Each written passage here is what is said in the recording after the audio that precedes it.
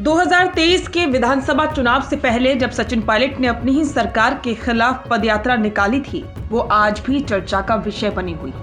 वजह साफ है कि सचिन पायलट ने पदयात्रा निकालने के बाद जयपुर में एक विशाल जनसभा को संबोधित किया था। बड़ी संख्या में उनके समर्थक उन्हें सुनने के लिए पहुंचे थे। ये जनसभा ये संदेश दे रही थी कि पायलट के साथ राजस्थान खड़ा है और पायलट ने जोश जोश में कस्में भी कई खा ली, युवाओं के छालों की कसम खाई और कई तरह की बातें सचिन पायलट ने की। तमाम वादे पायलट ने किए, लेकिन उसका असर जीरो रहा। इस जनसभा के बाद सब कुछ बदल गया। ऐसा लग रहा था कि शायद सचिन पायलट अब राजस्थान की अशोक गहलोत सरकार के खिलाफ कोई बड़ा कदम उठाएंगे, क्योंकि उन्होंने 11 दिन का अल्टीमेटम भी दिया था। लेकिन 11 दिन में जो तस्वीर बदली वो कुछ और ही तरफ झुक गई। कहानी में बिल्कुल से ट्विस्ट आ गया। सचिन पायलट ने शांति का रास्ता अपनाया और ना तो उन्हें कुर्सी मिली, ना ही उन्हें सीएम का चेहरा बनाया गया और युवाओं से जो वादे उन्होंने किए थे वो भी अधर में आज भी लटके हुए हैं। उस समय ऐसा लग रहा था कि या तो सचिन पायलट अपनी नई पार्टी बनाएंगे या फिर किसी दूसरी पार्टी में शामिल होंगे। लेकिन राहुल गांधी और प्रियंका गांधी के इंटरफेयर के बाद सचिन पायलट ने अपना रुख बदला और उन्होंने कांग्रेस में ही संघर्ष जारी रखने की बात की। लेकिन आज ये सवाल है कि फिर सचिन पायलट ने जो वादे किए थे उनका क्या हुआ। सोशल मीडिया पर एक बार फिर से वीडियो सचिन पायलट का वायरल हो रहा है, जिसमें उन्होंने जनसभा के दौरान जो बातें कही थी उन्हें एक बार फिर से लोग सवाल के तौर पर पूछ रहे हैं। आगे बढ़ने से पहले ये वीडियो आप देखिए।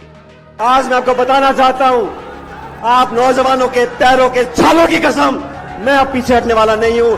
आपके साथ रहूंगा, हमेशा रहूंगा। राजनीति सिर्फ सत्ता लेने के लिए है, राजनीति सिर्फ पद पर बैठने के लिए है। नौजवान दर दर भटकता रहे, हम सिर्फ सत्ता का सुख लेंगे, ये संभव नहीं है। जो भी कुर्बानी देनी होगी मैं देने को तैयार हूं, जो भी करना होगा मैं करने को तैयार हूं। अब हमें आज 104 दिन हुए हम आपको पुकार रहे हैं कि आपने जयपुर की धरती पर खुले आसमान में वादे किए थे, पैरों के छालों की कस्में खाई थी कि अगर युवाओं आपको कहीं भी जरूरत पड़ेगी तो सचिन पायलट आपके बीच में आपकी मांगों को लेकर आएगा।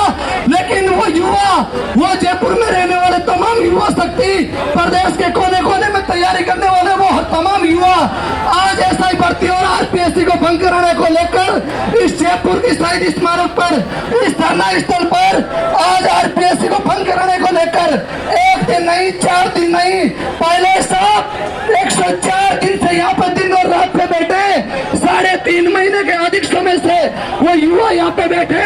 लेकिन रुकिए और जरा ध्यान से सुनिए। क्या आप हमारी इन खबरों से अपने व्यापार को भी बढ़ाना चाहते हैं? तो आप भी खबरों के दौरान इस तरह के एलिमेंट्स पर अपना विज्ञापन दे सकते हैं, या फिर ऐसे खबर के 1 मिनट बाद अपना पूरा विज्ञापन डलवाएं, जो कि 8 लाख से ज्यादा सब्सक्राइबर्स और फॉलोअर्स वाले द फैक्ट इंडिया चैनल्स और पेजेस से राजस्थान के कोने कोने में पहुंचेगा और इससे आपका व्यापार, ब्रांड सब कुछ बढ़ेगा। अब सवाल खड़े हो रहे हैं कि अपनी ही सरकार के खिलाफ पदयात्रा निकालने के बाद ना कहीं दिखे ना कोई संघर्ष, क्या युवाओं के छालों की कस्में झूठी थी?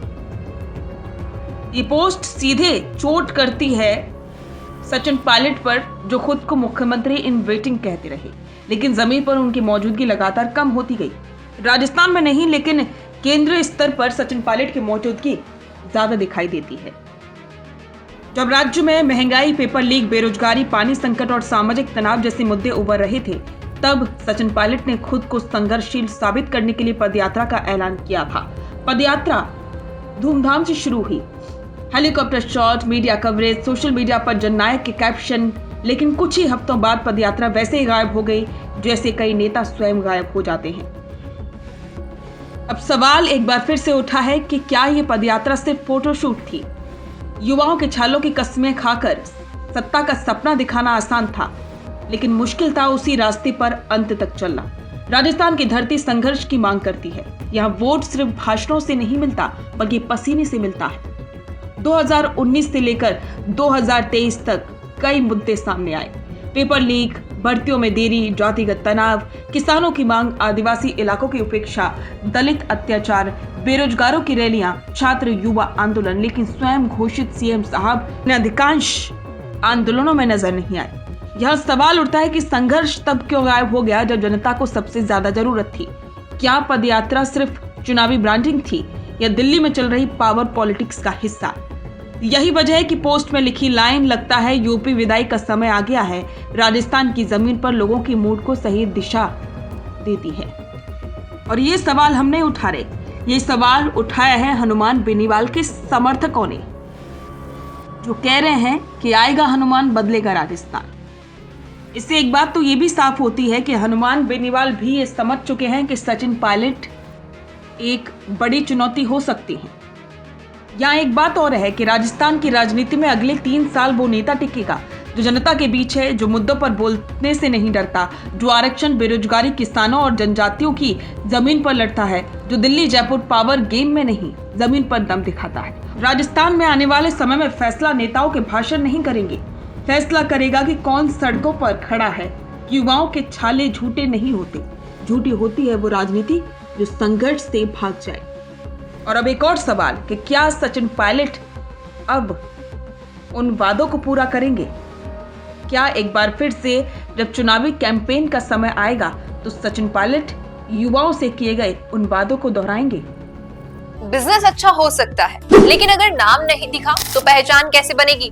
अब टेंशन छोड़िए, द फैक्ट इंडिया आपके बिजनेस को देगा वो पहचान जो पूरे राजस्थान में हर किसी तक पहुंचे। न्यूज चैनल पर विज्ञापन, पॉडकास्ट और प्रमोशन के जरिए आप सीधे 5 लाख सब्सक्राइबर और 10 करोड़ से ज्यादा व्यूज तक अपनी पहुंच बना सकते हैं। तो देर किस बात की, आज ही द फैक्ट इंडिया से जुड़िए और अपने बिजनेस को बनाइए हर घर का नाम।